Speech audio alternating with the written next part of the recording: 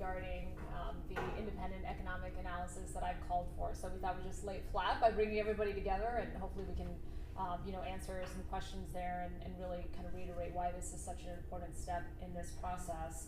And what let me back up too. Some of this is informed by two things that I heard quite a bit of on the trail, right? Which is one, San Antonio is the 7th largest city in the country. We need to start acting like it. One. Two, we need to address the persistent poverty in our community. I can't think of two better reasons to take a strategic pause on this until we have all of the data and can really lay out for our community the costs, the benefits, not only the potential new Spurs arena, but this overall endeavor. As we've talked about, this is a generational investment. We have an opportunity to use it to address our generational inequities, but we have to take advantage of that opportunity, and I think we do that best by doing our due diligence. Because again, the people of San Antonio will not vote on whether or not they have a new Spurs arena. They are entrusting the city council to make sure that we do our due diligence in aspects of this. And frankly, also help them understand what it means for other things. What does this mean for the upcoming bond project, right? What does this mean in general for downtown? And how have we understood that these projects are in fact the community? So, and look, the good thing is we have the time to do this. The county is limited in their ability to call for an election, like as the one that they did, and they can only do that once a year. We are not limited in that same way. And I understand, the county has done their calculus, and 311 is what they feel comfortable putting forward. As a reminder, they do not have a community benefits agreement. They did not negotiate one of those. So we are in a different spot because we are looking at this not only in the context of the deal for itself, how the financing for the arena, as well though as the other projects that are dependent on how much money, for example, may be allotted from the PFC, which is a critical bucket here. Okay, so we've got the time to do it, and I think the analysis that was presented to us last week shows where we've got some significant gaps. I think what I also just shared with you is as an economic analysis that was also done by CSL, the same firm that did our presentation last week.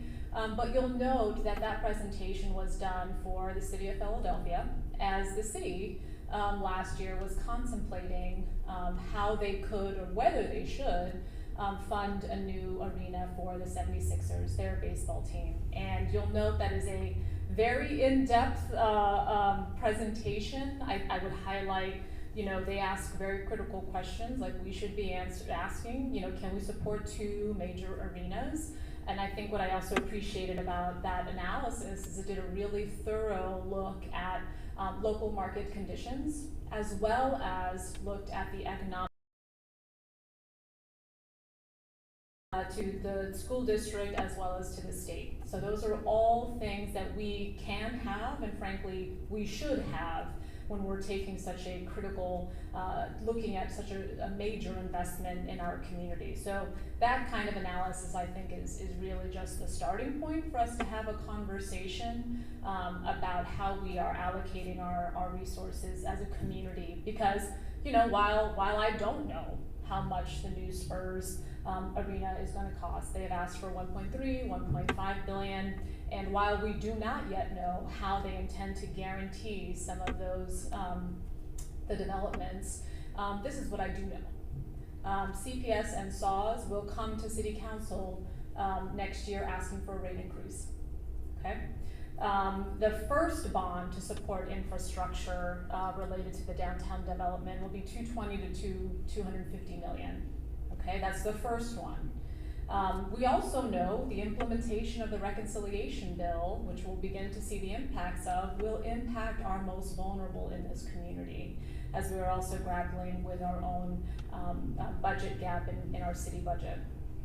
And we also know we have 14 flood projects. It remains to be seen, whether or not we're going to get any help from the state on those. But we do know we've got 14 flood projects that amount to $411 million. And if we wanted to pay for all of that out of the upcoming bond, that's that same bond, right, that would pay for some of the infrastructure related to downtown development. That may be a source of it, right? There may be something else that I know the city is looking at, but we know it could come out of that same bond. So we don't have endless resources, and I think it's really important that we lay all this out for the community. And again, thankfully, we have the time to do that. There is no rush, and I think it's really important that as we're negotiating on such a major development, that we're doing the due diligence that the people of San Antonio have requested that we do. One of the other things I asked, so again, that analysis regarding the 76ers arena is insightful. What I also asked our city staff to prepare is, a lot of this again is hinging on how well the Spurs can guarantee that development. And so I think, if you remember at the last session, I asked Eric if he could just shed some light on some lessons learned from the delayed projects around the hemisphere. And Madison, it was actually your very good reporting from 2023 that says, after years of delays and changes, hemisphere development to start construction this fall. So that's this almost to the date, August 14th, 2023, it's to the date. Speaks to a project much smaller scale, but that was several times downsized and renegotiated due to delays, right? So we have some recent examples in our community about how development and some of those things, we really have to ensure that we're learning from those experiences as we tackle this momentous opportunity if we ensure it as such, right?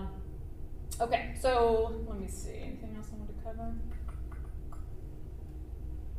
Yeah, I think that's it for now. I'm happy to take any questions. Andrea? When do you think is the deadline? Do we have time to do this? County sitting before voters? What is your personal deadline? I think we've got to have the data to make sure there isn't a hard and fast date.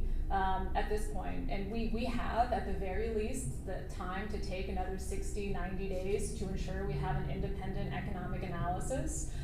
We have talked about with the city staff, potentially a bond next May, and so you'd have to call that by February. So that still is more than enough time for us to do an independent economic analysis and lay much of this flat, and I think have a better of the way in which the economy is going, so we can rightly understand how do we best make these investments in light of the changes in the economy. One of the things, and I shared this at the session, was the PFC. This is the state hotel resources that we are being allowed to invest, and it can only go toward three things. It can only go toward the arena. It can only go toward the Alamo Dome or the convention center. What I was really looking forward from that economic analysis is, hey, help me understand how I should lay out our chips, right? Help me understand, is the ROI on an investment higher for the convention center? Is it higher for the Alamo Dome? Is it higher for the arena? We didn't get that, right? And so I think that's a key part of this. And I get that it's kind of an art and a science, but we don't have either at this point. So I think really making sure that we understand the highest and best use of that money is critical, and we can take time to better understand that. A majority of council members last week did not support your push for an economic impact analysis. That's not true. That's not true. They did actually. They wanted, so they and you can go back and look at the comments. They did support getting more information. Some folks did want to move forward with the term sheet as well, though. So some folks wanted to move forward with the term sheet that would be committing that $500 million. It wouldn't actually. So the term sheet is not going to include a number. The city staff has already said that. Do you believe that City Manager Eric Walsh, after this press conference and after the press release that you issued last week, is going to commission that report? Yes. We just talked about it. He will.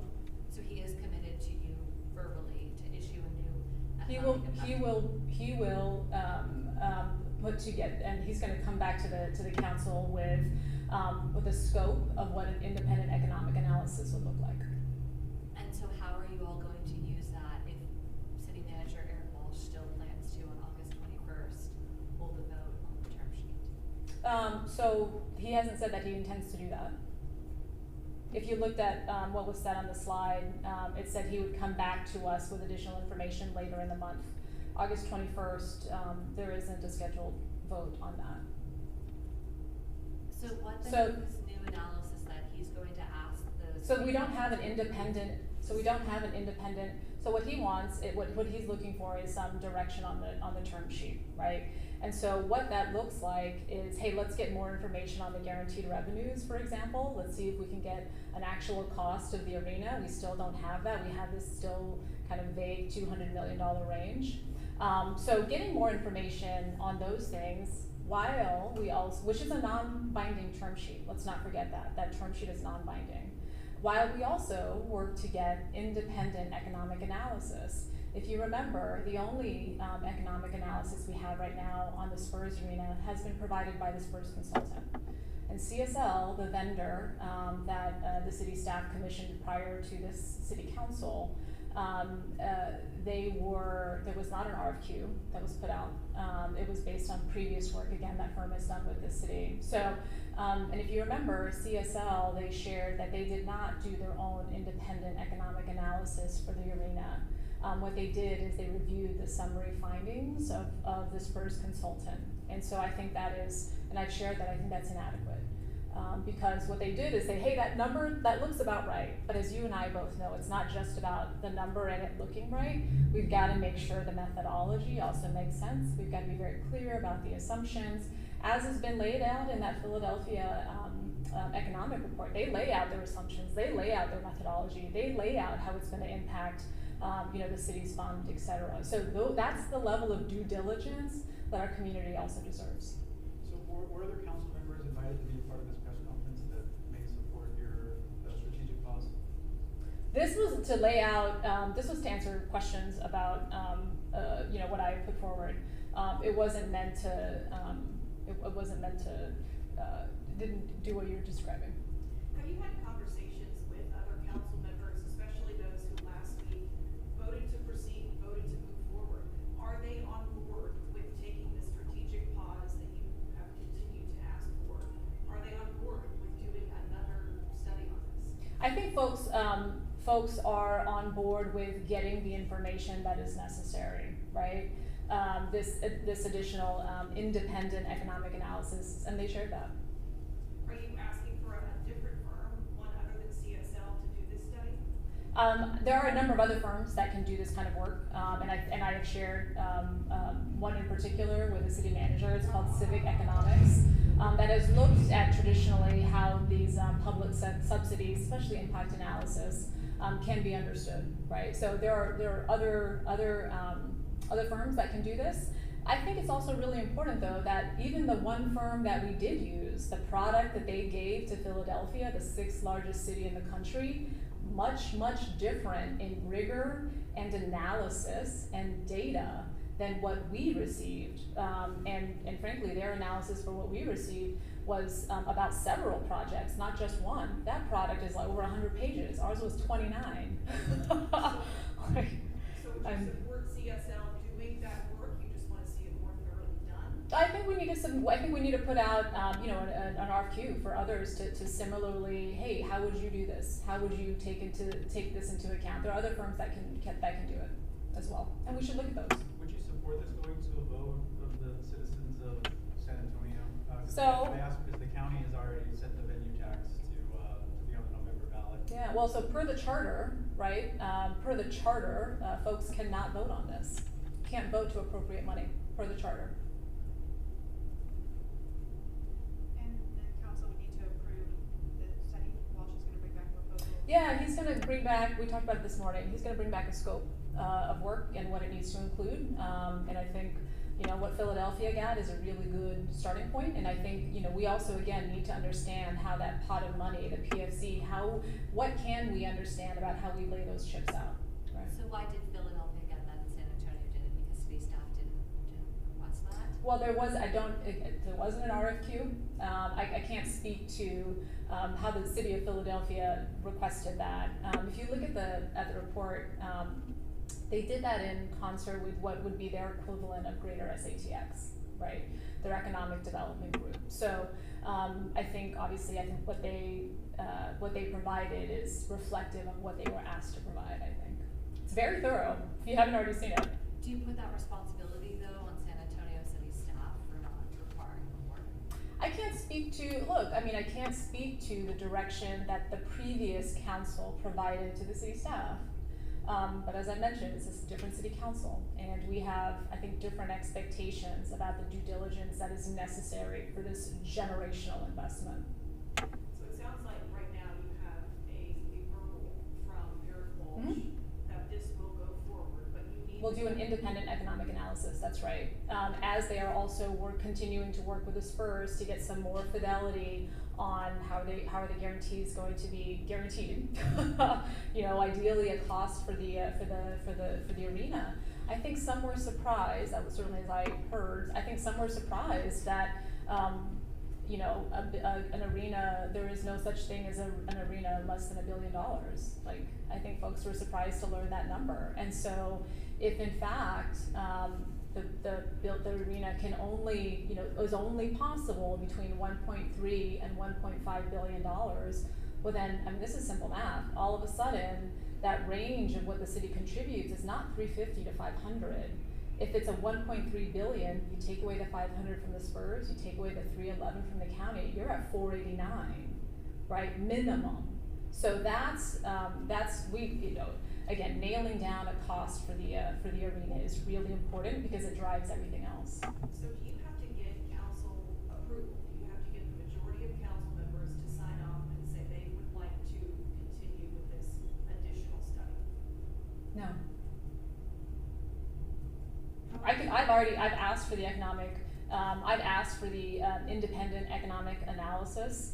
That is something, again, that we can do in parallel. So how then do you try to build support for that, to try to build that cohesion when you heard the majority of council last week say, we've got the information we need to move forward? But that's not what they said though. What you heard, what folks actually said were, folks wanted to proceed, move forward with a term sheet while they also worked to get additional information. I think a key part of that additional information is an independent economic analysis. So we can do these things in parallel, and let's never forget that the term sheet is non-binding.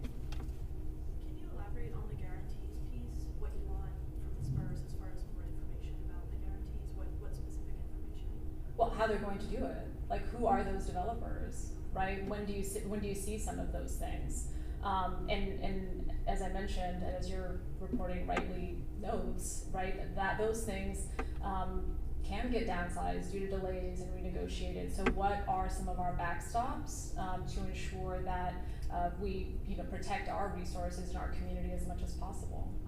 I think the other thing that was, I think, surprising for many as well is that you know, the Spurs in the letter that they provided, if you all remember, it was $500 million contribution, it was $500 million in guaranteed development, and then the $60 million in the CBA, and then less than a week and a half later, the guarantees rather were no longer $500 million, they were $900 million, and good, but we need to understand, you know, if and this is why I asked during that session, if you knew the number was going to be 1.4 versus, you know, 1 billion, why not put that in the letter? And Bobby Bettis said, oversight on our part. $400 million is 1/10 of our city's budget. We don't make $400 million oversights. If this additional study came back with largely the same findings, Then great. Then to your point. support moving forward with Well, Project Marvel then? And to your point, I think if an independent economic analysis corroborates the numbers that the Spurs have provided, their consultant has provided, and that CSL has provided from other funds, then they corroborates it, and we can, I think, have the confidence to move forward. However, if it's different, right, then we should also understand that. And we need those things laid out. What were your assumptions? What are your data sources? right? Help us understand how you got to that number, because it's not just the number. We really need to interrogate the assumptions that are being made there to ensure that we're all on board. Again, we have the time to do this. There is no rush, so we should take our time and do this smartly. Speaking of time, what does this do to a timeline? How long do we think it could be until we see results of another study? Well, I think what may actually be very helpful is to see some of this independent economic analysis before the November vote. I think that'd be very helpful for voters to see that. I think they'd want to see it. Yeah. Think it could happen that quickly? I think it may. I think depending on the scope of what we ask for, I think that's possible. It's possible. Where there's a will, there's a way, right? Do you have a sense of what it would cost? I'm sorry? And do you have a sense of what it would cost? Not at this point. I think again that goes back to the scope that we would want. But again, these are generational investments. So we'll make sure that the scope is appropriate for what we're looking for and what we needed to do. And that's why you asked for several folks to provide options on what that could look like, and then we make the best decision for our community. Earlier in the process, Mayor, some of the council members told me that they were concerned about losing the Spurs on their watch. Are you worried about that if there are delays? The Spurs have indicated that they're going to, and they said actually that they may not need to leave the arena early. So we have the time to do this. We have the time to do this right. So you don't think there's a chance if there are delays that the There's no Spurs are delay going to though. lose? There's no delay. Well, delays when we're talking about the current timeline that other council members and the previous council had been working off of. Yeah, but they're also working off of no data. So a timeline with no data, not helpful. But it does push back the Yeah, anticipated date. no, but let's be very clear. Let's be very clear, okay? Bobby Perez at the last session just said we may not need to leave the arena early, which means we actually have now much more time to do this. So we should not impose on ourselves artificial timelines, and we should do our due diligence. But it's not Thank the you. timeline of them leaving the arena, it's more the timeline of Project Marvel overall and its proposed completion date. Well, I mean, if you look at the timeline, there are several timelines associated with that.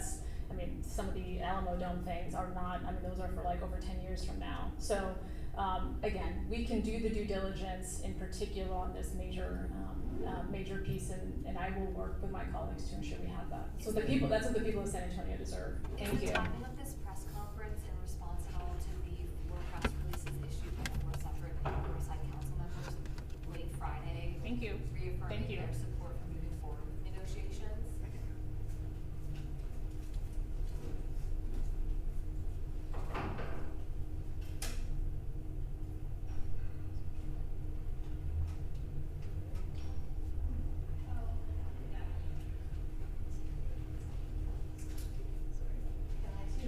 Sure. Yes.